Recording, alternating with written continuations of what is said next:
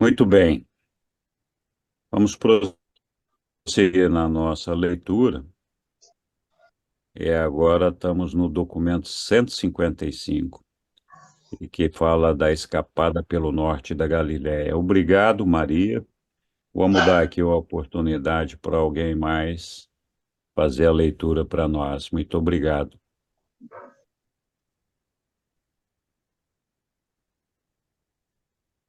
Alô, Eu alô, posso, cambiou. eu posso fazer. Então vamos lá, Aline. A escapada pelo norte Obrigado. da Galileia. Poxa, Maria. Hum, Logo Então depois de, vamos. logo depois de aportar perto de Quereza, nesse domingo agitado, Jesus e os 24 rumaram um pouco para o norte, onde passaram a noite em um belo parque ao sul de Betsaida Júlias. Estavam ambientados com esse local de acampamento, tendo estado lá em dias passados. Antes de se retirar para dormir, o mestre reuniu seus seguidores em torno de si e discutiu com eles sobre os planos para o projeto da campanha que fariam em Batanéia, pelo norte da Galiléia e pela costa fenícia. Então vamos continuar aqui. Porque os pagãos se enfurecem.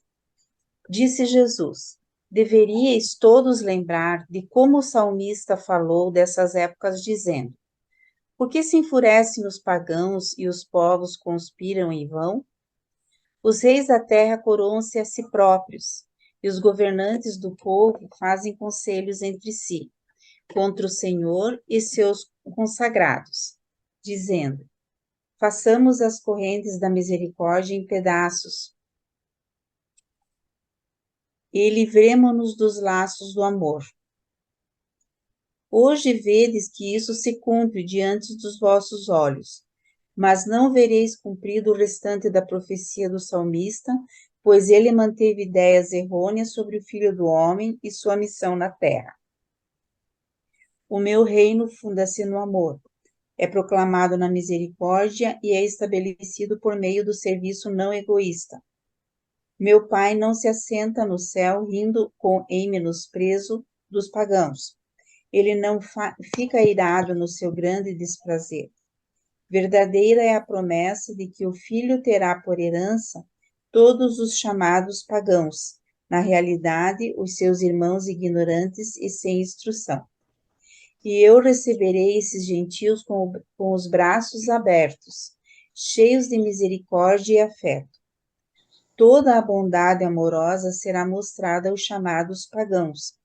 Não obstante a infeliz declaração registrada que insinua que o filho triunfante quebrá-los-á com um cilindro de ferro e os deixará em pedaços como um vaso de argila. O salmista exortou-vos a servir ao Senhor com temor, e eu vos conclamo a aceitar os privilégios elevados da filiação divina por meio da fé. Ele vos comanda que rejubileis com tremores. Eu vos conclamo a rejubilar-vos na certeza. Ele diz: beijai o filho para que ele não fique com raiva, e para que não pereçais quando a sua ira for inflamada. E vós que vivestes comigo, bem sabeis que a raiva e a ira não são uma parte do estabelecimento do reino dos céus, no coração dos homens. Mas o salmista apercebeu-se da verdadeira luz quando, ao terminar a sua exortação, disse: abençoados aqueles que põem a sua confiança neste Filho. Jesus continuou a ensinar aos 24, dizendo: os pagãos não ficam sem uma desculpa quando se enfurecem conosco. Sendo pequeno e estreito o seu ponto de vista, leva-os a serem capazes de concentrar as suas energias entusiasticamente. A sua meta está bem próxima deles e é mais ou menos visível, razão pela qual os seus esforços são valentes e a sua execução é eficiente. Vós que tendes professado a entrada no reino do céu, sois de todo vacilantes demais. e indefinidos ao conduzirdes os vossos ensinamentos. Os pagãos dão golpes diretos para conseguir os seus objetivos. Vós sois culpados por possuírem demasiadas aspirações crônicas. Se desejardes entrar no reino, por que não o tomarem assalto espiritual, tal como os pagãos tomam uma cidade a qual eles sitiam? Dificilmente sereis dignos do reino, se o vosso serviço consistir tão primariamente em uma atitude de lamentar o passado, em queixumes quanto ao presente e em esperanças vãs para o futuro. Porque os pagãos se enfurecem?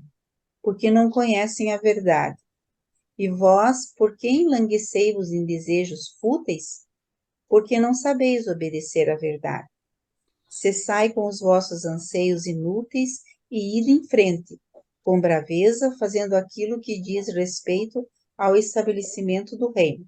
Se vocês quiserem parar para comentar alguma coisa ou perguntar, aqui Jesus revela, assim, com toda a certeza, né, que os pagãos também são filhos de Deus.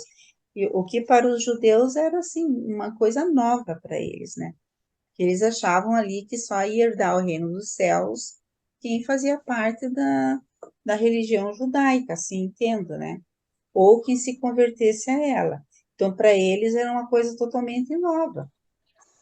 Era uma quebra de paradigma, não sei, né? E ali também, quando ele fala de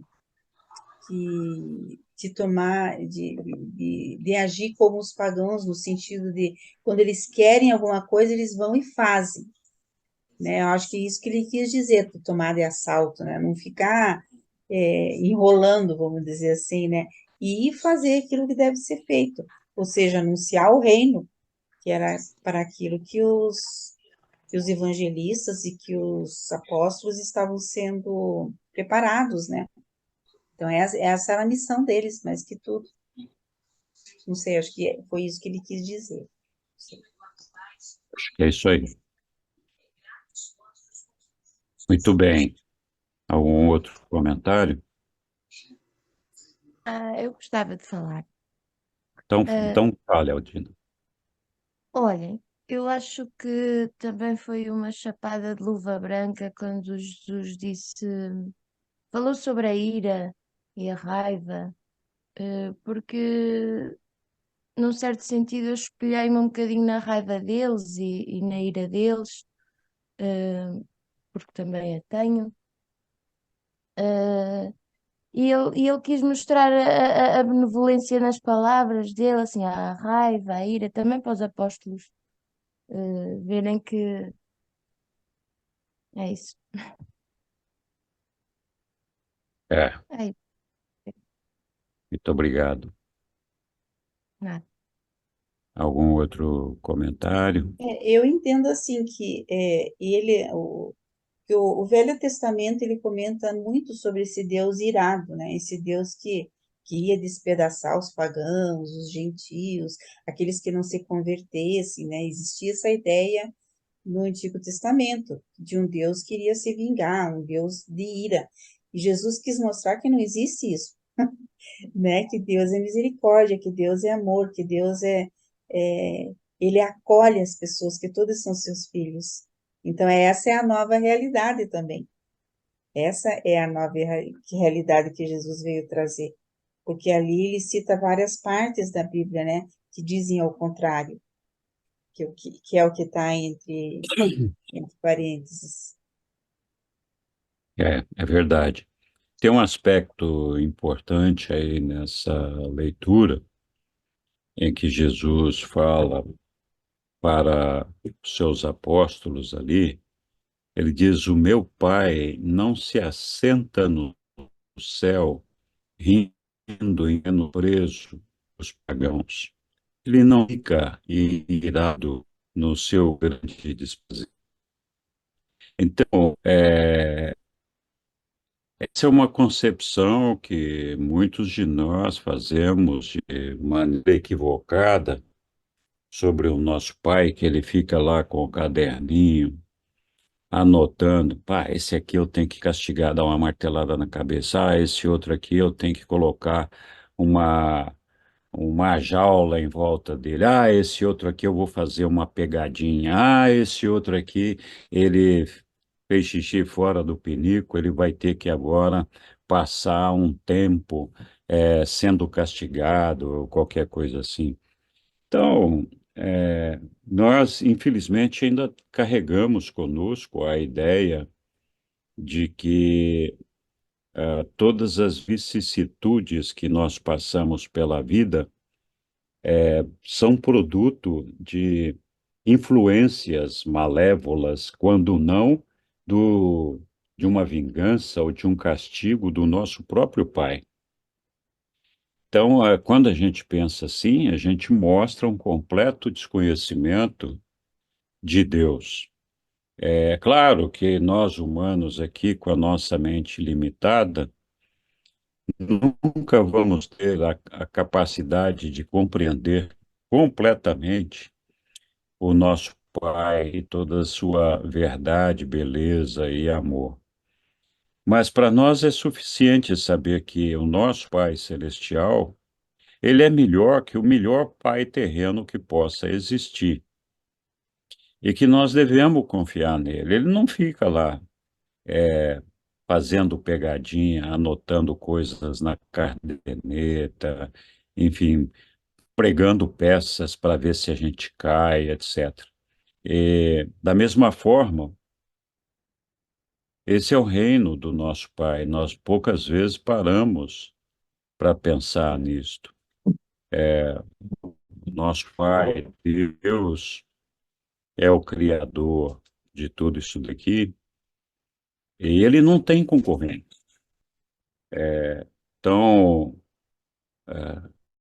quando a gente que existem fontes do malévolo que estão aqui com o propósito de destruir a nossa vida, como se eles estivessem competindo com Deus para ver quem é que manda aqui na Terra, é uma bobagem também.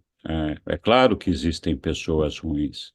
É claro que o Caligasta ainda está por aí. Mas o Caligasta não pode fazer nada com nenhum de nós, a menos que nós aceitemos. Ou seja, se a gente não aceita Caligasta, a gente não reconhece a Caligasta, ele não tem nenhum poder de nenhuma influência sobre nós. Né?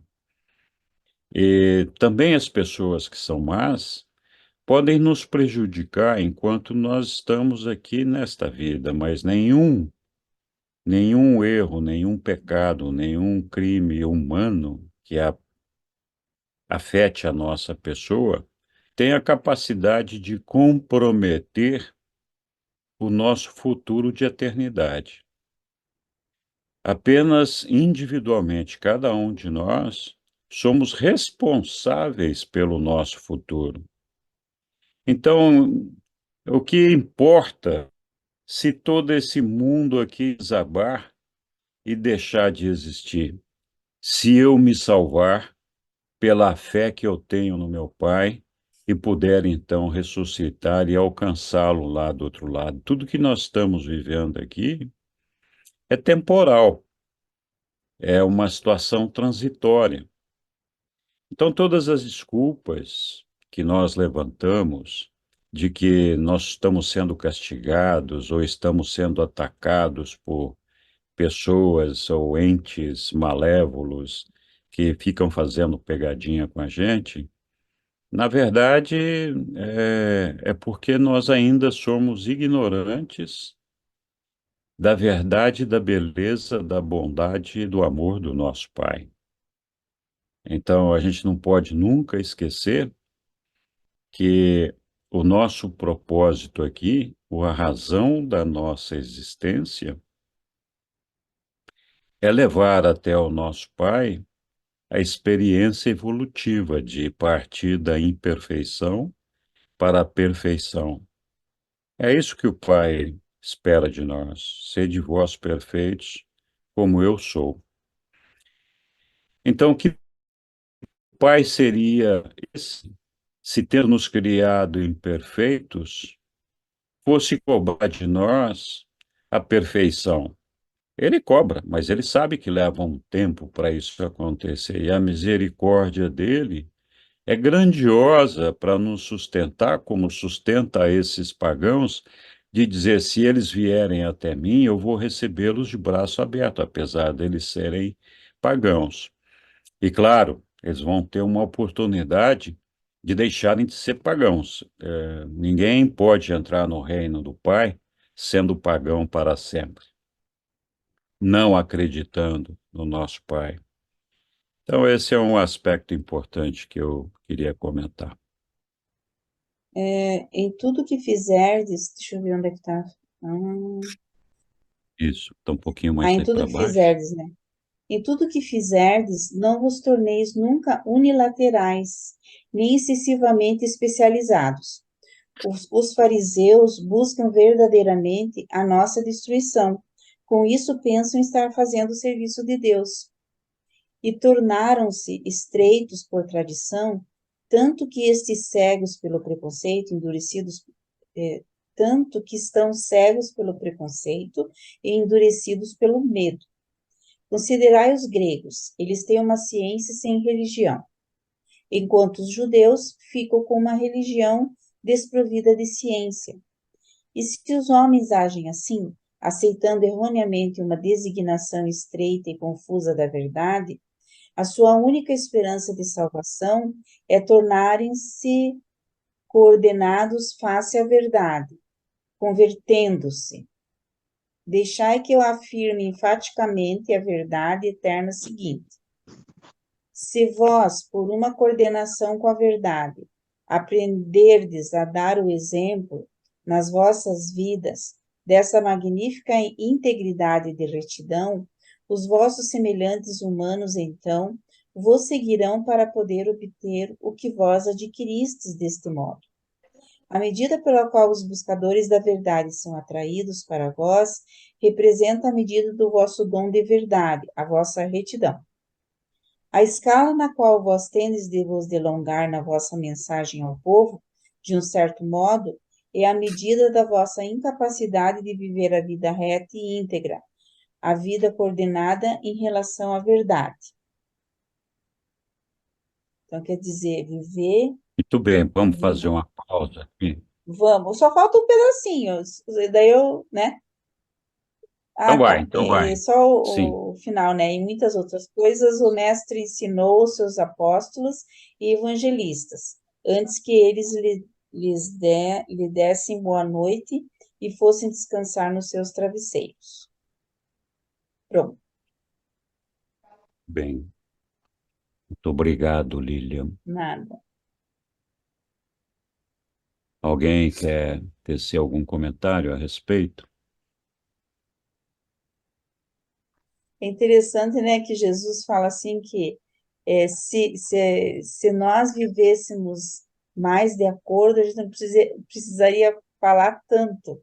É interessante isso, né? E foi isso que eu É, entendi dessa parte aí. Se nós vivêssemos na retidão, não precisaríamos falar tanto como fazer. Mais ou menos isso que eu entendi, né? Que as pessoas seguiriam o nosso exemplo. Mas como a gente está em. Nós estamos partindo da imperfeição, é difícil, né, Henrique? é difícil, sim, né? A gente muitas vezes quer convencer as pessoas com palavras, né? E por melhor orador que a gente seja, por mais sábio que a gente seja, é difícil você convencer as pessoas até um ponto em que você gostaria, porque as pessoas muitas vezes não estão interessadas nas palavras ou não são capazes de acompanhar tudo que a gente está dizendo. E aí fica pior ainda quando é assim, a gente fala uma coisa e faz outra, né? Porque a gente é analisado o tempo todo. Todo mundo está nos analisando. Esse sujeito vive falando de Deus, o que que ele faz no dia a dia da vida dele, né? Por outro lado, quando, como Jesus fala aí nesse texto, que a nossa missão é de ser um servidor, é de prestar serviço, serviço aos nossos irmãos. Então, prestar serviço não é ir lá capinar a horta dos caras, não é engraxar o sapato deles, não é nada disso, né? Prestar serviço é estar ali disposto a dar uma orientação, a ajudar, a ouvir, a entender o sofrimento dos nossos irmãos e buscar formas de amenizar esse sofrimento, mostrar que a gente tem uma confiança inabalável no nosso Pai, que a gente sabe que estar do lado dele é a garantia da nossa eternidade. Então, acho que é disso que Jesus está falando, né? Na segunda-feira, 23 de maio pela manhã, Jesus ordenou a Pedro que fosse a Corazim com os 12 evangelistas. Nisso, junto com os outros 11, partiram todos para Cesareia Filipe, pelo caminho do Jordão, pela via Damasco-Cafarnaum e dali para o nordeste, até a junção com a estrada de Cesareia Filipe. E então, entrando naquela cidade, lá permaneceram, ensinando por 2 semanas. Ali chegaram durante a tarde de terça-feira, 24 de maio. Pedro e os evangelistas permaneceram em Corazim por 2 semanas, pregando o evangelho do reino a um pequeno, mas fervoroso grupo de crentes. Porém, eles não se viram capazes de conquistar muitos novos convertidos. Nenhuma cidade em toda a Galiléia rendeu tão poucas almas para o reino quanto Corazim. De acordo com as instruções de Pedro, os 12 evangelistas pouco mencionaram sobre as curas e as coisas físicas, pois pregavam e ensinavam mais vigorosamente as verdades espirituais do reino do céu. Nessas 2 semanas, Corazim constituiu-se em um verdadeiro batismo na adversidade para os 12 evangelistas, pois foi o período mais difícil e improdutivo das suas carreiras até esse momento. Estando assim privados da satisfação de conquistar almas para o reino, cada um deles, mais sincero e honestamente, avaliou-se dentro da própria alma, confiando no seu progresso no caminho espiritual da nova vida. Quando parecia que ninguém mais estava disposto a procurar entrar no reino, na terça-feira, 7 de junho, Pedro reuniu os condiscípulos e partiu para Cesareia Filipe, no intuito de juntar-se a Jesus e aos apóstolos. Eles chegaram por volta do meio-dia e na quarta-feira e passaram toda a noite contando sobre as experiências com os incrédulos de Corazim. Durante as conversas dessa noite, Jesus fez outra referência à parábola do semeador, e ensinando a eles, com isso, bastante sobre o significado dos aparentes fracassos nos empreendimentos da vida. Obrigado, Sussu. E aí, pessoal?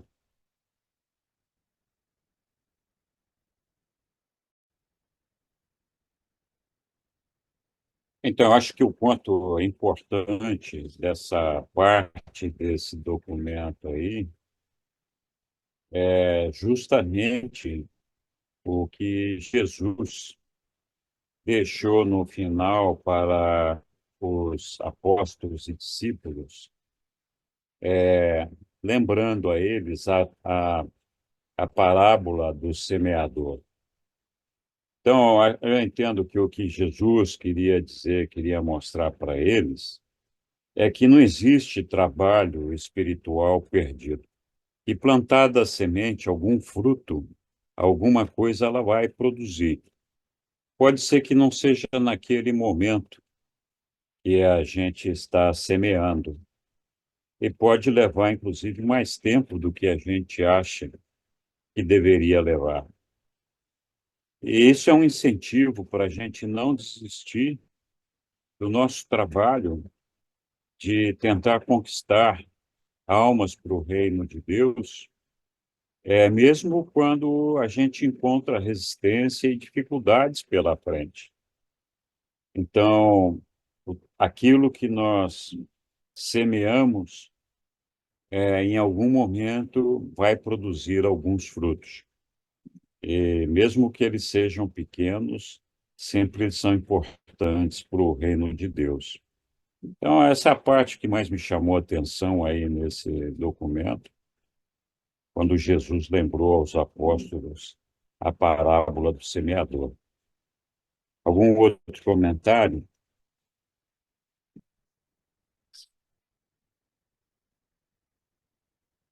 Muito bem. Então, vamos continuar a nossa leitura.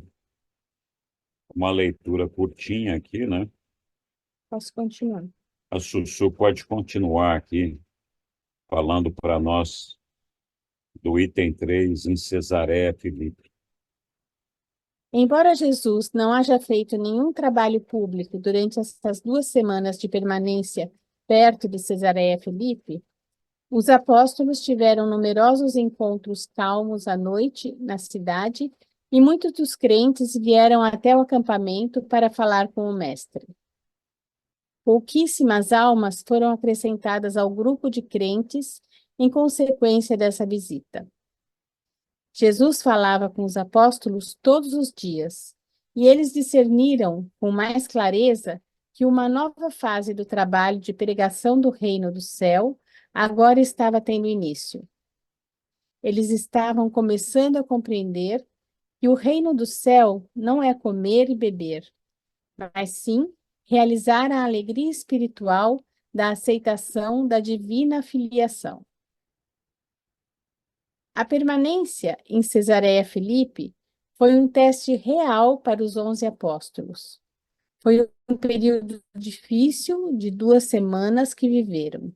Eles estavam ainda deprimidos, sentindo falta do estímulo periódico da personalidade entusiástica de Pedro. Nesses momentos, era verdadeiramente uma grande aventura de provações acreditar em Jesus e continuar seguindo-o. Embora tenham convertido poucas pessoas durante essas 2 semanas, eles aprenderam muitas coisas que seriam de bastante proveito das conferências diárias com o Mestre. Os apóstolos aprenderam que os judeus estavam espiritualmente estagnados e moribundos, porque eles haviam cristalizado a verdade em um credo.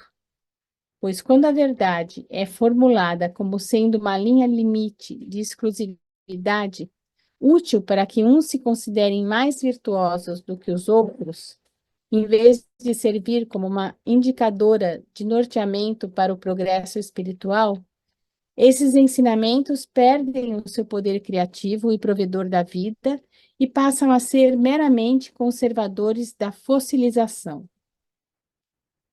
Cada vez mais, de Jesus, eles aprendiam a olhar as personalidades humanas em termos das suas possibilidades no tempo e na eternidade. Eles aprendiam que muitas almas poderão ser levadas a melhor amar a um Deus não visível se lhes for ensinado primeiro a amar os seus irmãos, os quais eles podem ver. E foi em relação a isso que um novo significado tornou-se ligado ao pronunciamento do Mestre a respeito do serviço não egoísta para o semelhante. Na mesma medida, o que fizerdes ao menor dos meus irmãos, a mim é que o fareis. Uma das grandes lições dessa estada em Cesareia teve a ver com a origem das tradições religiosas, com o grave perigo de permitir o senso do sagrado de tornar-se vinculado a coisas não sagradas, às ideias comuns ou aos acontecimentos cotidianos.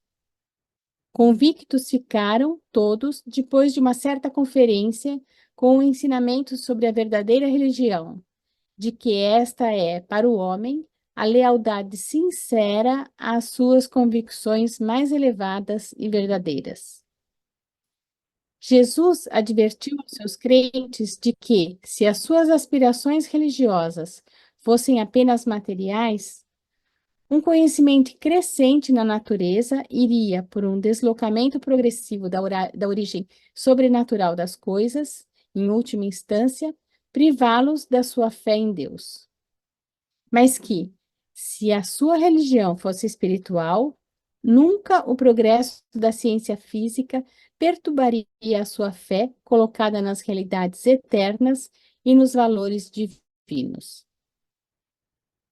Eles aprenderam que quando a religião tem motivos totalmente espirituais, ela faz toda a vida melhor e mais digna de ser vivida, preenchendo-a com propósitos elevados, dignificando-a com valores transcendentes, inspirando-a com motivos magníficos e, ao mesmo tempo, confortando a alma humana com uma esperança sublime e sustentadora. A verdadeira religião destina-se a diminuir as forças extenuantes da existência. Ela libera a fé e a coragem para a vida cotidiana e para o serviço não egoísta. A fé fomenta a vitalidade espiritual e a fecundidade da retidão. Jesus ensinou repetidamente aos seus apóstolos que nenhuma civilização poderia sobreviver por muito tempo à perda do melhor da sua religião. E ele nunca se cansou de apontar aos 12 o grande perigo de se aceitar símbolos e cerimônias religiosas em lugar da experiência religiosa. Toda a sua vida terrena foi devotada consistentemente à missão de reaquecer as formas congeladas de religião, emprestando-lhes as liberdades líquidas da filiação esclarecida. Muito obrigado, Sussu. Tudo bem, pessoal. Alguém se anima a fazer algum comentário aí? O que será que ele quis dizer com um credo cristalizado? Acho que estagnado, né? Assim, preso nos próprios dogmas, alguma coisa assim, eu acho. É. Dogmatizado? Aham. Isso.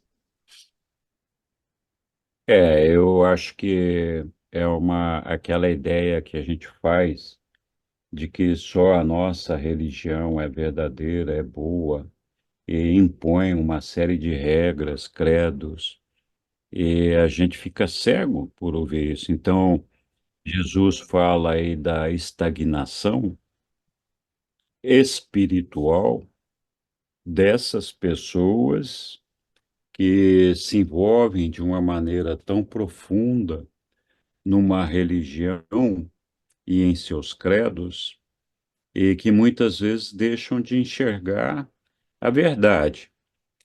Eu, os reveladores aí no livro de Urântia, eles nos falam que o nosso caminho é de um crescimento espiritual contínuo. Não existe uma estagnação que a gente possa aceitar. Pelo contrário, eles dizem que a estagnação espiritual é semelhante ao suicídio espiritual. Então, que nós não podemos nos deixar levar por convicções tão arraigadas, sujeitas a credos e dogmas, que nos impeçam de enxergar a verdade. Então, a verdade, ela sempre vai estar ao nosso alcance se a gente tiver o desejo e a vontade de buscar por ela. E esse é o ponto central aí do que Jesus estava anunciando para os seus apóstolos, né? Não sei se alguém quer acrescentar alguma coisa a isso. Eu acho também que ele estava, já naquele tempo, fazendo uma crítica, na verdade, aos judeus sobre, não, todo Exatamente. o sinédrio, né? Toda aquela parlamentação lá, né? Dos sacerdotes, né? Que tinham vários símbolos, né?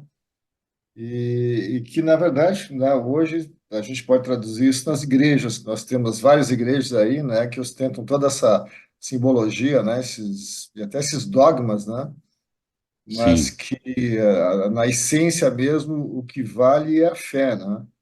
Então, a religião, na verdade, sim, ela, como fala aí, ela é muito, ela ajuda, na verdade, para a gente aliviar, na verdade, nossa carga terrena. Ele fala também num outro trecho, não agora, é isso, falando sobre prece, que assim como a religião, as preces também ajudam a aliviar a nossa, o nosso trânsito, né, por esse caminho material aí, né? Então, acho que não deixa de ser uma exatamente. crítica, na verdade, essas situações todas aí, né, que ele já profetizava que aconteceria, né? Mas, enfim, me parece que é um processo também, né, de crescimento, de evolução, né, de modo geral, das religiões, né? As coisas devem melhorar no futuro. É, Muito bem lembrado, Flávio. Então, essa é a ideia dessa crítica, né, a essas religiões. Acho que é um alerta para todo mundo, né? Não se deixar levar por essas religiões institucionalizadas que mais nos impõem regras do viver do que propriamente a adoração a Deus. Algum outro comentário?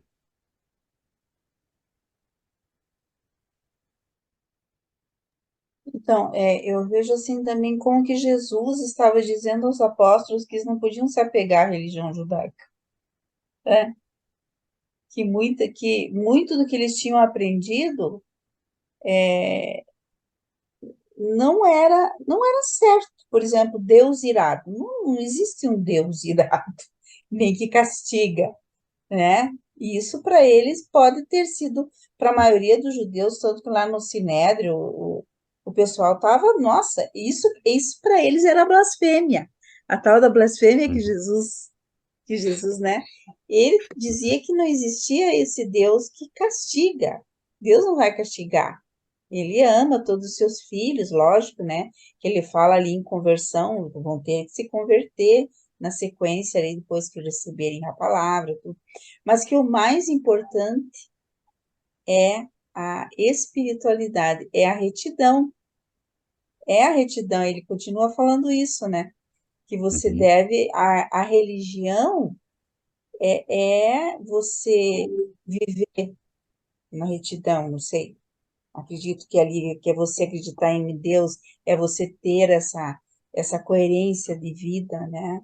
Eu achei assim, que é isso que ele estava tentando passar. E como que os apóstolos começaram a entender o reino de Deus?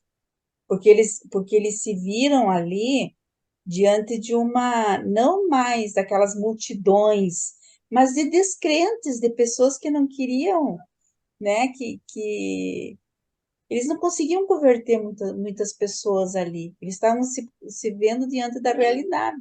Não mais de milagres de Jesus, mas de uma É, conversão sincera a Deus, né?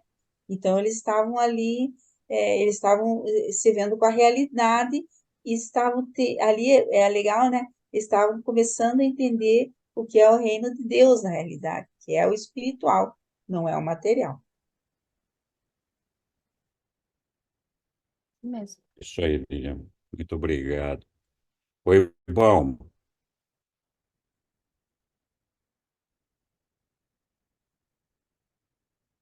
Tá muito. Eu entendi aqui no texto, e é mais uma vez Jesus fazendo uma observação profunda da questão da religião institucional, onde ela fragmenta a verdade e ela submete essa verdade aos dogmas, né? Aos dogmas, às práticas dessa religião. E essa religião, formalizada, institucionalizada, ela limita o crescimento do cristão à proporção que você só vai crescer até o ponto, até o limite em que esses dogmas permitem, né? E a religião permite. Então, a convicção é que a religião cristã é uma religião interior. O templo do ser humano é um templo interior. Ele é o próprio sacerdote do seu próprio templo, né? Então, ele não está ligado a dogmas de religião nenhuma. Então, ele está livre para compreender a verdade que é revelada dentro dele pelo próprio Pai, através do seu ajustador. Então, essas são as duas, é a diferença entre, afinal de contas, a essência que eu percebo dessa crítica de Jesus. E ele fala aqui para os evangelistas, né? Os evangelistas era aquele grupo que não era dos apóstolos, mas participavam desses ensinamentos, né? Então, e por sua vez também, tanto o grupo dos apóstolos como dos evangelistas tinham uma ligação muito grande com o judaísmo. É tanto que depois da passagem de Jesus pelo planeta, ainda hoje nós convivemos nas religiões atuais com essa mesma questão aqui. Exatamente a mesma coisa. Um Deus irado, um Deus que castiga, o Deus do pecado, né? Ainda hoje eu estava vendo aqui na TV, né, um pastor exatamente dentro dessa filosofia ainda do judaísmo. Porque o Paulo, quando ele difundiu o cristianismo, na verdade é o paulismo, né? Ele difundiu com essa interferência muito profunda no judaísmo. Então, as igrejas hoje são como que seguidoras desses preceitos e preconceitos do judaísmo da época, né? Então, essa crítica de Jesus é exatamente em cima dessa questão da religião institucional e da religião cristã, né? Religião dele, Jesus. É uma religião interior, em que Deus fala e revela diretamente ao homem as verdades cósmicas, né? E as verdades espirituais. Era isso que eu queria dizer. Muito obrigado, Bauman. Muito bem lembrado. Oi, Egli. É, gostei bastante do que o Bal falou sobre a diferença, né? E só apenas para complementar algo que me chamou bastante atenção, que Jesus coloca aí o grande perigo, né, de aceitar o simbolismo e as cerimônias religiosas em lugar da experiência religiosa, né? Que muitas vezes a gente está aí. Eu me lembro na época que eu frequentava a igreja e aquele simbolismo, tudo, até achava atraente, mas às vezes eu saía assim sem nenhuma experiência, sem nenhuma vivência forte em relação à espiritualidade, né? Então saía como seca internamente, né? Então essa experiência, esse contato profundo com Deus interno e viver a experiência e sentir é muito mais enriquecedora, né? Viver a experiência, e essa é a religião, né? E a gente aprende através desses ensinamentos aí. Só queria complementar isso. Muito bem lembrado, Egli. E a experiência é individual de cada um. Ela pode acontecer coletivamente, mas Jesus está falando aí da experiência que cada mortal sente ao conhecer a Deus, ao viver Deus da maneira como Ele é, como um pai, e a gente enxergando em todos os seres humanos os nossos irmãos espirituais. Enfim, muito bem lembrado, Evelyn, muito legal. Algum outro comentário? Pessoal, tá um calor danado aqui.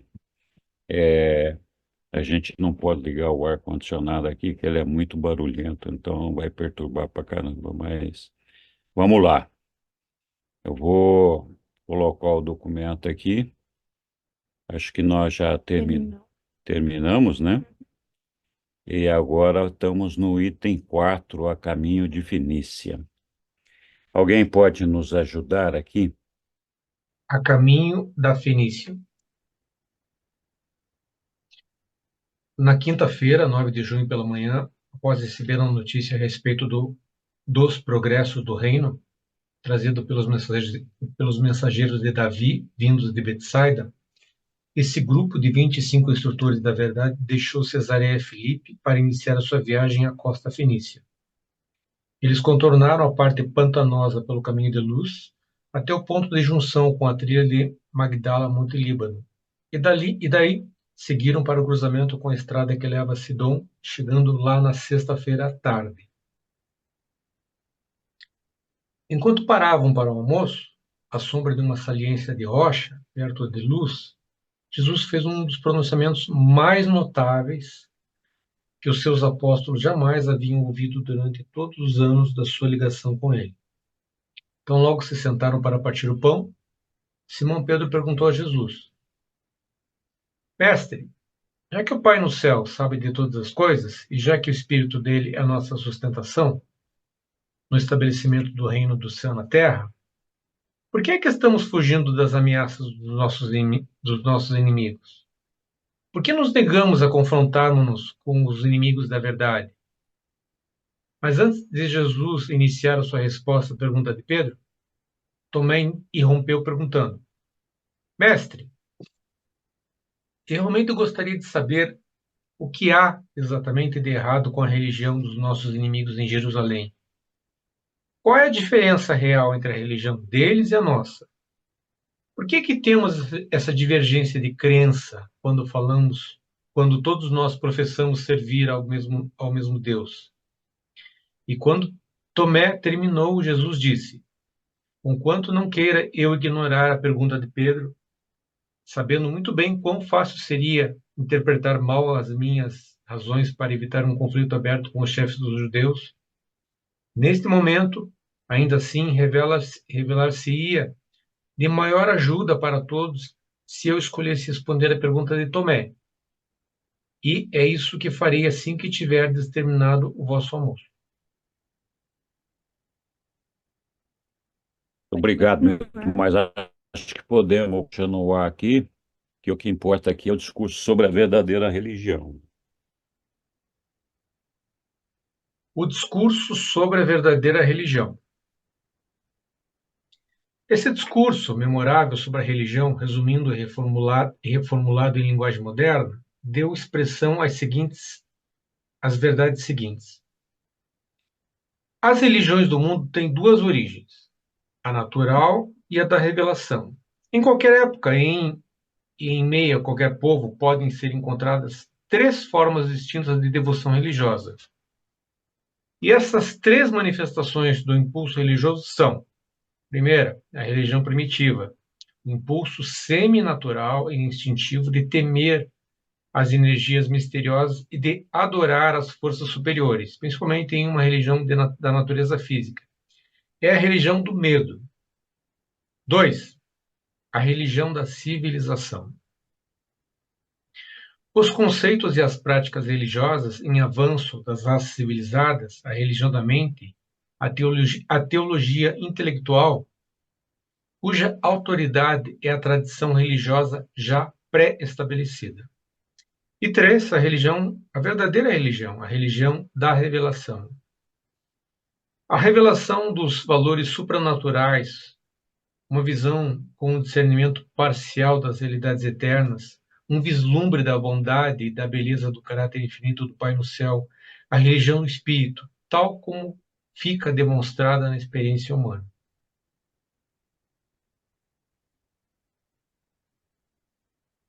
O mestre recusou-se a depreciar a religião dos sentidos físicos e dos medos supersticiosos do homem natural, embora deplorasse o fato de que tanto dessa forma primitiva de adoração perdurasse nas formas de religiões das raças mais inteligentes da humanidade. Jesus deixou claro que a grande diferença entre a religião da mente e a religião do espírito é que, enquanto a primeira é sustentada pela autoridade eclesiástica, a última é totalmente baseada na experiência humana. E então, o mestre, no seu momento de ensinar, continuou deixando clara as seguintes verdades. Até que as raças se tornem altamente inteligentes e mais amplamente civilizadas, persistirão muitas dessas cerimônias infantis e supersticiosas que são tão características das práticas da religião evolucionária dos povos primitivos e retrógrados.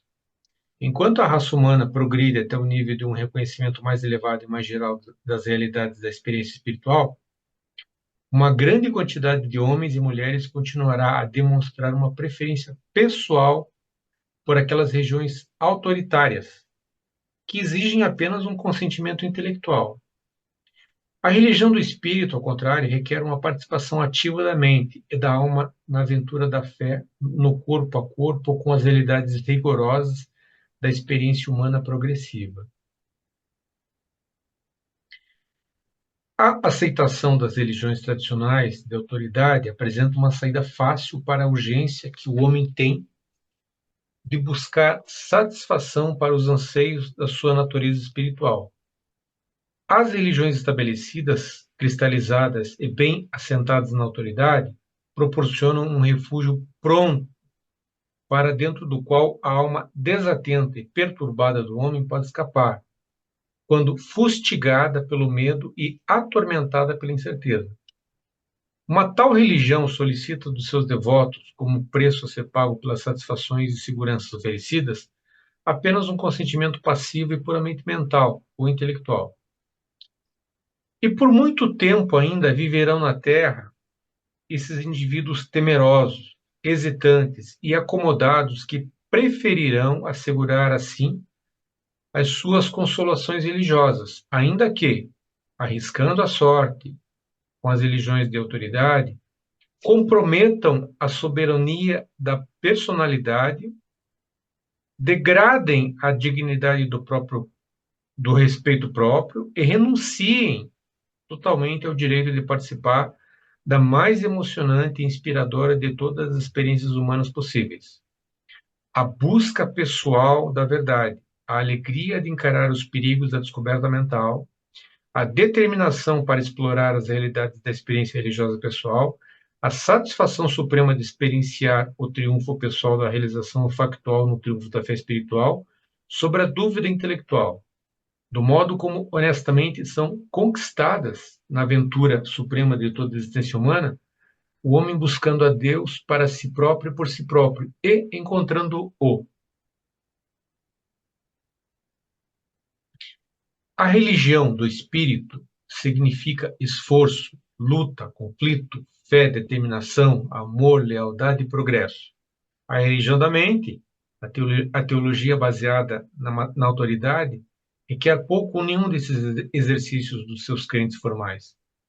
A tradição é um refúgio seguro e um caminho fácil para as almas temerosas e acanhadas, que instintivamente evitam as lutas espirituais e as incertezas mentais associadas às viagens da fé, às aventuras ousadas no alto mar da verdade inexplorada e em busca das margens distantes das realidades espirituais. Essas realidades espirituais podem ser descobertas pela mente humana em progresso e experimentadas pela alma humana em evolução. Adiante? Podemos fazer uma pausa aqui, Milton. Ok. É longo esse documento. Vamos ver. Alguém quer se manifestar a respeito? É muito mais fácil mesmo quando a gente... Bom, eu comecei sendo católica. Quando eu ia só na igreja e ouvia o padre falar, eu participava das comunidades eclesiais, etc. Mas eu Eu admito assim que não tinha um esforço, né, para pensar, para você questionar, embora a gente questionasse, senão eu não estaria aqui hoje, mas é, era muito mais fácil. Você só recebia e obedecia, vamos dizer, era mais ou menos isso. E com o livro de Urântia é um caminho completamente diferente, porque dia a dia você tem que ir se aprimorando, né? Você nunca está pronto, você nunca é bom o suficiente, se bem que cada dia que você melhora é sempre melhor, com certeza, né? Mas você nunca se sente completo, pleno, pelo menos no meu caso. Eu sempre estou buscando melhorar e quando eu caio em alguma falha, várias vezes acontece isso, eu fico me culpando assim, poxa, eu me esforço tanto, né? Como é que eu vou pisar na bola desse jeito? Então, talvez por isso que as pessoas relutem, né, tanto nessa aventura de ter uma religião experiencial, né, que é pessoal, você e Deus, só isso. E que não traz, ao mesmo tempo que traz muita certeza, na verdade não traz tanta certeza assim. Você nunca tem certeza de que você está no caminho certo, mas você sempre tem certeza quando, como diz o Henrique, fez xixi fora do pinico, né? Então, eu entendo algumas pessoas que têm essa relutância em exercer essa religião experiencial, né? Essa religião pessoal. Embora eu saiba que esse é o único caminho para todo mundo, mais cedo ou mais tarde, todo mundo vai ter que estar nele. É isso. Obrigado, Sussu. Diga lá, meu querido Bauman, seu microfone está fechado? Bauman, Agora está aí, aberto. Mas essa resposta de isso. Jesus a Tomé foi muito precisa, né? Foi muito esclarecedora. Porque a religião institucional, você só precisa cumprir os ditames dela, né? Tem que ir à missa todo domingo, né? Pelo menos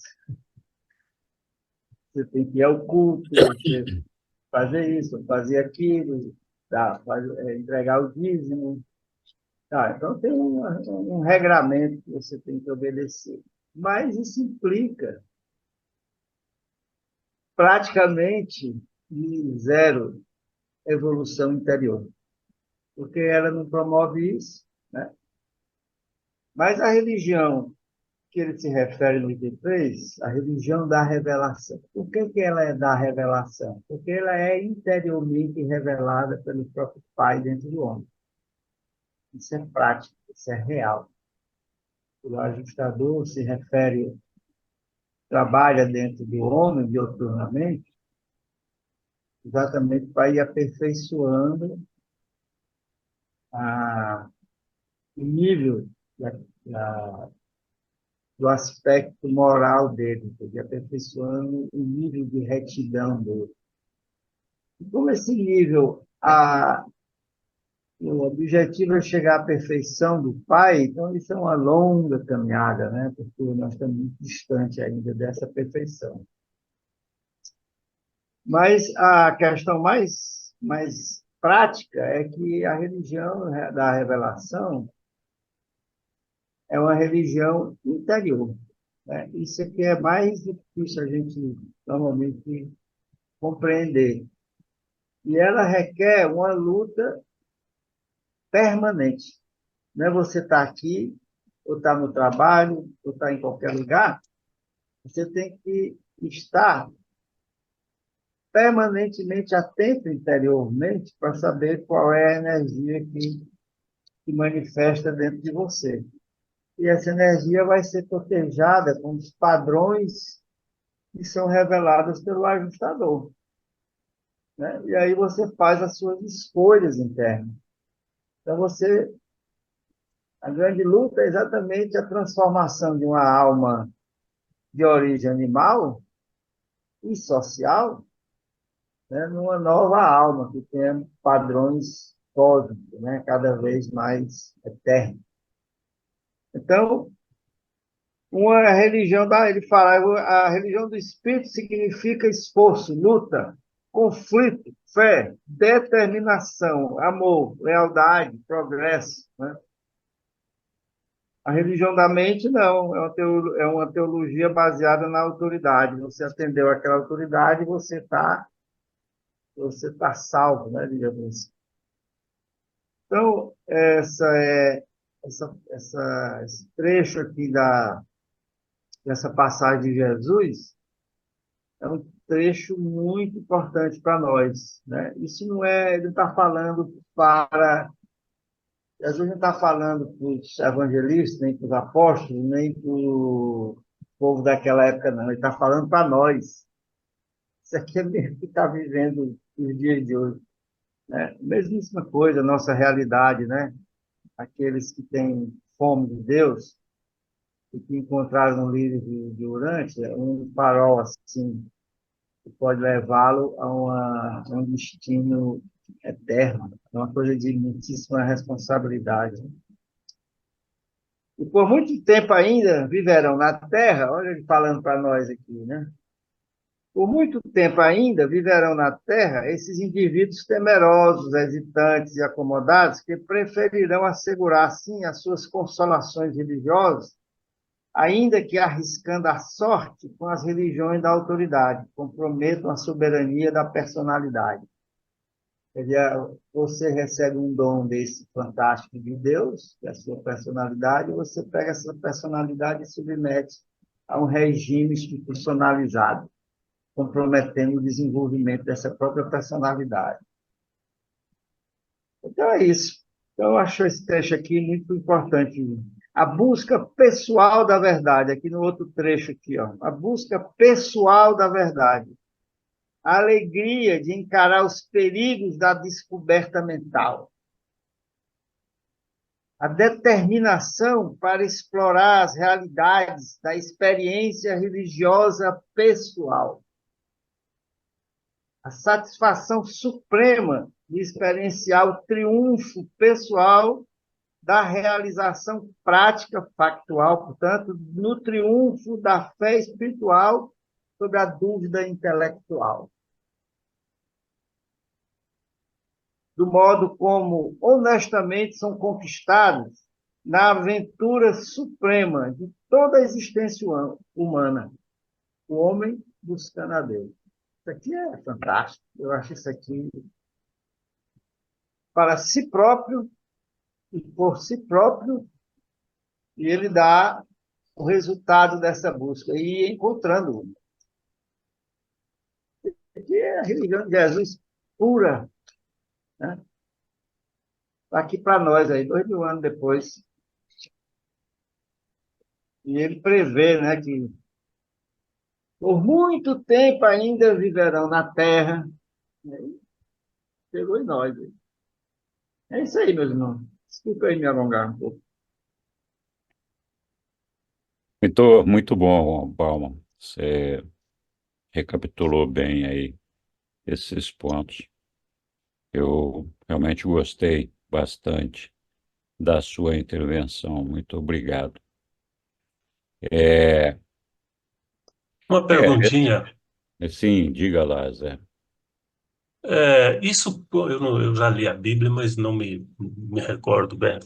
Isso consta da Bíblia do Novo Testamento?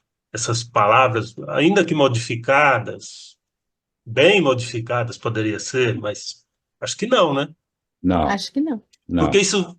isso fala frontalmente contra tudo que botaram, que fizeram do cristiano, de como fizeram o cristianismo, né?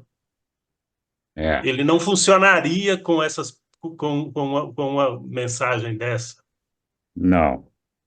Mas tem parte do Novo Testamento, quando eles conseguem filtrar as palavras de Jesus, que tem muita parte ou algumas partes do Eliú, que está lá na Bíblia, né? Agora, quando entra com os apóstolos, aí ela é contaminada. né, especialmente com a influência judia, e depois, que quer dizer a mesma coisa, com aquela questão relacionada ao Messias, né, o aguardo do Messias. Né? Então, mas tem muita coisa na Bíblia que bate com essa visão entre a religião institucional com a religião revelatória. Eu acho que seria um tiro no pé da própria. Eles não falam. Eu não me lembro de ler isso. E, para mim, aí é uma coisa pessoal, acreditar no livro de Urântia, tudo do livro de Urântia, não só essa parte, todo o livro, é acreditar que Jesus de fato falou isso. Isso é muito simples, é muito lógico, é muito fácil de entender. E é o que eu disse há pouco, isso depõe contra o que é o cristianismo hoje. Então, eu acho que não convinha a eles revelar esse tipo de coisa. Mas há necessidade, a religião institucional, ela tem necessidade óbvia para vender a ideia de atrair mais adeptos, né? Ela vive do poder do número de adeptos, ela tem um verniz de coisas muito boas, né? Se você pegar só o Sim, verniz da religião, só que ele é como um atrativo, né? É como, houve uma comparação um dia desse, numa plantação de um determinado produto agrícola, em que você põe dentro os atratores, né? Que são hormônios que ele põe em determinado lugar para atrair as moscas, né? Para atrair os insetos que são predadores lá, ou prejudicam a plantação. Então, esse aspecto bom, né, aparentemente puro, ele, ele é ele é muito bom, tem muita coisa boa, né? Depois, até que você lê o livro de Urântia, você consegue filtrar essas manifestações da religião institucional, né? E aproveitar para o seu bem. Mas só que você está mais preparado por conta do que você já aprendeu com o Eliú. Porque o Eliú não tem contradição. Eu nunca encontrei. A coisa que eu acho mais fantástica no Eliú é que ele não tem contradição. Você começa da primeira até a última, você não vê uma ideia que, né, que disse uma coisa aqui, e depois disse outra lá. E hoje não, você, mesmo no mar acadêmico das ideias, né, dos livros, das religiosas, tudo, você abre assim, abre no meio, lê, aí você já viu que não tem conteúdo para. Mas tem muita coisa boa. Você vê o espírita, esqueci o nome dele, o mais famoso aí, que é o líder Chico da Xavier. Chico Xavier. O Chico Xavier diz umas coisas, assim, às vezes fantásticas. Outras vezes a gente vê que não é tão fantástica assim, embora seja aparentemente bondoso, né, e amoroso. Mas a essência é a mentira, é a burla. Né? E isso tem várias, todas as religiões têm isso. E outras hoje são tão descaradas que não tem mais nem interesse em verniz, não. Diz logo para quem está interessado, mande aqui, eu estou vendendo aqui um produto, na água benta. Pronto. Então, mas falam em amor, falam em coisas, muitas vezes repetem essas frases de Jesus. Mas é isso. Muito obrigado, Sim, mas Lúcio. O Bauman. esse texto, especificamente, o conteúdo dele, a essência dele, assim, ainda que bem esparsa, não existe na Ah, Bíblia, é. né? Seria É. contra, Não, seria contra. Paulo Contrário. queria instituir uma religião, e para ele instituir, não podia falar mal de instituições, de uma instituição.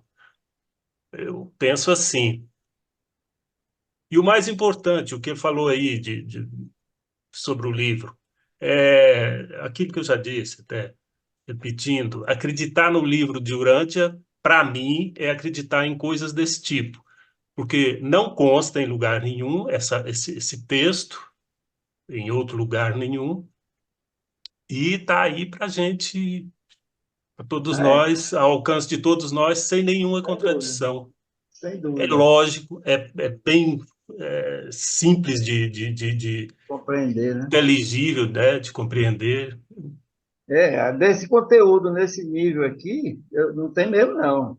Estou falando apenas que tem coisas boas, né, que a religião institucional vende, usa como uma forma de atrair as pessoas, né? Eles que têm ansiedade interna, atrai pensando que o produto é bom, né?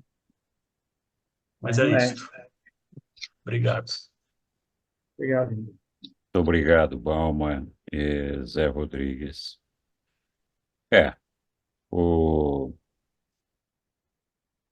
livro de Urântia, os reveladores, falam bastante sobre o cristianismo e todo o mal que ele trouxe para a humanidade, mas ao mesmo tempo reconhecendo que a técnica que eles adotaram serviu para reunir um grupo grande de pessoas que são denominadas cristãs em torno dessa religião criada por Paulo e Pedro. Mas os reveladores nos dizem que o prejuízo disso para a humanidade foi muito grande. Nós vamos encontrar várias passagens em que vai se falar sobre isso. Então, quando a gente fala que o livro de Urântia, para cada um de nós, tem diferentes níveis de verdade, de aceitação, não é uma coisa cega, é uma construção individual. Ela reflete essa experiência que Jesus está falando aí. Então, quando a gente estuda o livro de Urântias, a gente percebe a verdade justamente com essa experiência que é vivenciada e de não encontrar resposta para quase tudo e não encontrar contradições. Quando alguém começa a ler o livro de Urântia, não é um processo fácil. Muitas vezes, pessoa que inicia a leitura do livro de Urântia passa por um processo de desconstrução. Esse processo de desconstrução consiste exatamente em desmontar todas aquelas crenças, todas aquelas ideias que nós acumulamos ao longo de anos. Então, dependendo do grau de comprometimento que cada um de nós tem com essas crenças, essas religiões, abrir mão dessas convicções a partir das revelações do livro de Urântia, e isso é inevitável. Quem estuda o livro de Urântia acaba descobrindo que o que estava aprendendo não é certo. Então, provoca essa desconstrução, e essa desconstrução traz um desequilíbrio momentâneo para aquela pessoa. A gente fala assim, não, puxa vida, muitas vezes a gente começa até a ser seletivo. Nessa coisa aqui, nessa verdade do livro de Urântia, eu vou acreditar, nessa outra aqui não. E a gente até começa a ser seletivo. Então é um processo muito complicado. Mas quando a gente compreende o ensinamento dessa religião revelada e experiencia essa certeza da verdade, nós nos transformamos num ser novo. Não é melhor nem pior do que os outros humanos, mas é melhor do que o nosso antigo eu, nosso velho eu. Então, isso nos traz um conforto e uma esperança muito grande, que faz com que a gente não desista de buscar a verdade, que é uma experiência vivida, como nós falamos, que muitas vezes não é propiciada pelas outras religiões institucionais, que se revestiram de autoridade para pautar a conduta humana como deveria ser. Ah, você tem que ser cristão, ah, você tem que, casou, não pode divorciar, ah, você tem que batizar, ah, você tem que confessar, você tem que receber a, a hóstia, e vai por aí afora, né? Não pode ser homossexual, não pode ser isso, não pode ser aquilo. Você está excomungado, não está excomungado. Então, são regras de conduta social humana que a gente não vê pregadas no Evangelho de Jesus, nem nesse Evangelho que foi publicado pelos evangelistas aí, pelos apóstolos. Nem ali Jesus fala, não, você tem que fazer isso ou tem que fazer aquilo, você não pode ser homossexual, você não pode isso, não pode aquilo. Jesus nunca falou isso, em nenhum momento. Tudo que Jesus disse para a gente, na verdade, é muito simples. Olha, existe um Criador que criou tudo isso daqui, que você não consegue ver, mas este é o reino dele. E que, se você chegar até ele, você vai viver a eternidade. A maneira de fazer isso é reconhecendo esse Criador como seu Pai e aceitando a irmandade dos homens. Amai-vos uns aos outros como eu vos tenho amado. Então, esse é o caminho. Se a gente seguisse esse ordenamento, que é muito simples, difícil de ser seguido, mas é muito simples, a gente não teria guerras. A gente não teria discussões de quem está certo, quem está errado. Mesmo tendo ideias diferentes sobre algumas coisas, tem um fato insuperável que nos une, que é o reconhecimento da paternidade do nosso Pai e a irmandade dos homens. Então, mesmo que a gente tivesse alguma divergência, alguma diferença, o fato de ter esse ponto central de unidade faz com que a gente supere todas as dificuldades, todas, indistintamente. Então, imagina se o mundo, todas as pessoas do mundo ganhassem essa consciência da paternidade do nosso Deus, partissem em busca dele e, reconhecendo essa paternidade, reconhecesse a irmandade dos homens, onde nós devemos respeitar, ter tolerância, paciência e amor com todo cidadão, inclusive com os pagãos, como disse Jesus aí no seu discurso há pouco. Então, é um fato inquestionável de que esse crescimento dentro da verdade é uma experiência. A gente pode ficar aqui falando horas, mas se a gente não buscar essa verdade interior de comunhão com o nosso Pai, e isso é uma experiência individual única, não tem como transferir, nós podemos todos os discursos que quiser aqui. Se a pessoa não se deixar tocar pelo nosso Criador, pelo nosso Pai, vai continuar insistindo na busca e tendo dificuldade de perceber o caminho que tem que seguir. Enfim, E para quem quiser entender mais sobre o cristianismo, o que que aconteceu, como que Paulo e Pedro, na vontade de acertar, eles talvez tenham errado um pouco, e o que que isso significou para nós e qual é o futuro do cristianismo, seria interessante ler o documento 195. Explica direitinho. Muito bem. Chegamos aqui a 10 minutos do término da nossa reunião. Ainda alguém quer fazer mais algum comentário? Nós paramos a leitura aqui. Eu não entendi qual que, eu acho que cortou um pouquinho quando a Sussu falou do número do documento. É 195. 185? Não, 195. Ele fala do que 195.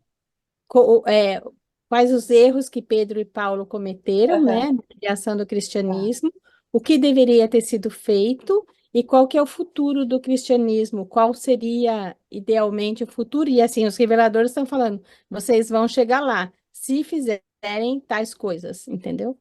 É bem legal. Obrigada. Obrigada. Eu Na concordo, verdade, sim, diga lá, Milton.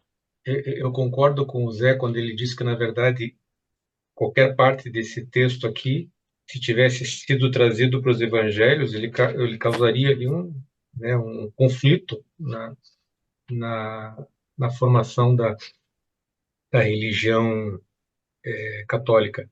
Mas eu nem acredito, José, que na verdade tenha sido em razão de qualquer tipo de má fé, alguma coisa nesse sentido.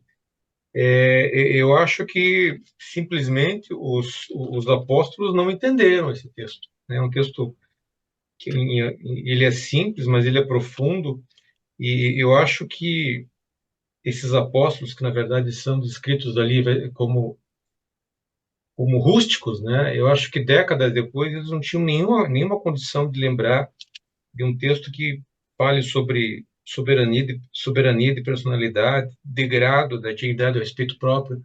Então, eu acho que não foi nesse sentido. Eu acho que foi realmente não houve condições deles trazerem esse texto aí para ser reproduzido, porque realmente há textos do livro que nos fazem pensar. Esse é um deles, né? Porque eu sou muito grato a Deus por conhecer o livro de Urântia. Eu não sei, eu não consigo medir quão diferente eu sou desde que eu conheci o livro, mas eu me sinto assim muito grato a Deus quando, por exemplo, eu ouço algumas coisas que eu ouvia antigamente, e essas coisas hoje elas não me perturbam mais, porque à medida que você tenha como fundamento o livro de Urântia para formar ali o teu raciocínio, a tua forma de pensar, muitas coisas que se fundamentam em algumas crendices passam batido para você. Então, nesse sentido, eu me acho uma pessoa muito melhor do que aquela que eu era. Mas, por outro lado, quando eu leio, por exemplo, que essa religião, ou essa real religião do espírito, ela significa esforço, ela significa luta, ela significa conflito, ela significa fé, determinação, amor, lealdade e progresso. Eu me vejo muito longe dessa real religião do espírito, porque não sei, de repente eu sou um cara, de repente eu sou um cara aí, porque essa luta, esse conflito, esse esforço, de repente falta muito para eu chegar lá ainda. Então esses trechos do livro me mostram assim como eu tenho que melhorar, né?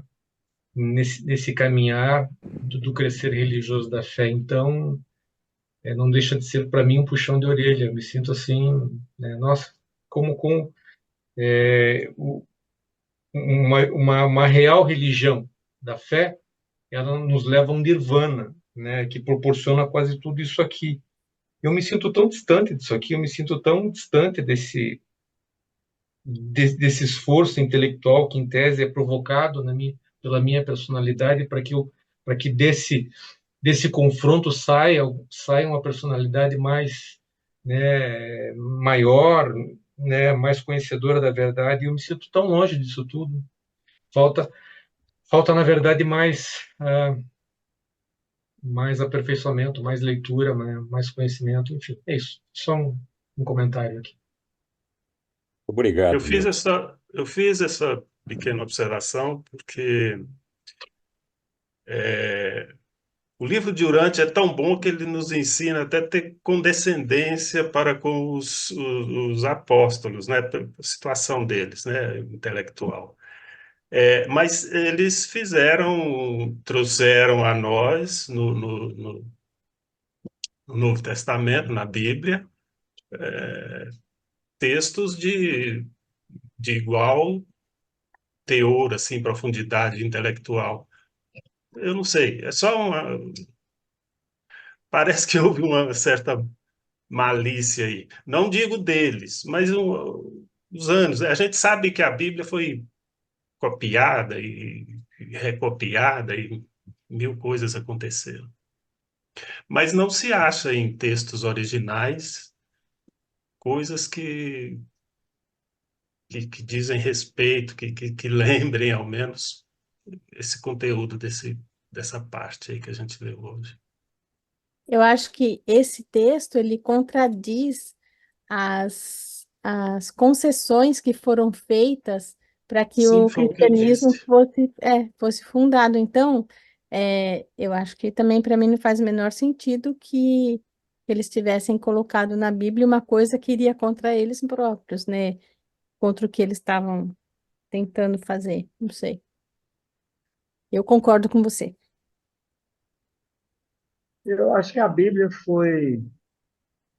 ela foi composta, eu acho que no terceiro século, né? Eu acho que com a influência do Sim. Constantino, transformou a religião cristã numa religião institucional do Império Romano. Aí eles compuseram, tanto que você vê nos livros apócrifos, que ficaram fora, tem um conteúdo interessante, né? Assim, a gente vê que é um conteúdo que tende a ser mais puro. Aqueles evangelhos de Tomé, de Maria Madalena. Então, eles eles contaminaram certamente e colocaram somente aquilo que mais ou menos não podiam confrontá-los tanto, né? Uhum. Eu acho que isso aí gerou muita distorção também. Mas, sem dúvida, a participação de Paulo foi muito, desse ponto de vista aí, da pureza da ideia, ela foi muito prejudicial para a humanidade. Ele teve uma boa intenção, porque o que ele É, queria conseguir adeptos, né? E ele estava instituindo um Deus único novamente. E o que é, ele queria? Essa religião de Jesus, aliás, uma religião sobre Jesus, monoteísta, e ele queria trazer os pagãos para essa é, religião. O que ele fez? Um monte de concessões. é Só que isso essas aí. concessões foram muitas e demais, e deturparam É. a E essência a do que influência, e deveria ter sido. também a influência judia, né? Do Paulo, Paulo era judeu até, Uhum, base dele era todo judeu, judia, base religiosa dele, então ele influenciou muito as religiões atuais. uhum, Hoje, para o camarada se desvincular do pecado, tirar a ideia de pecado da cabeça dele é uma coisa difícil, né? Não é fácil. não é fácil. Mas sobre a questão que o Milton falou, achei interessante essa posição do Milton, de dizer, olha, eu estou longe desse negócio aí, essa coisa aí ainda é. Mas não é só você não, Milton. Todos nós temos imensas dificuldades para.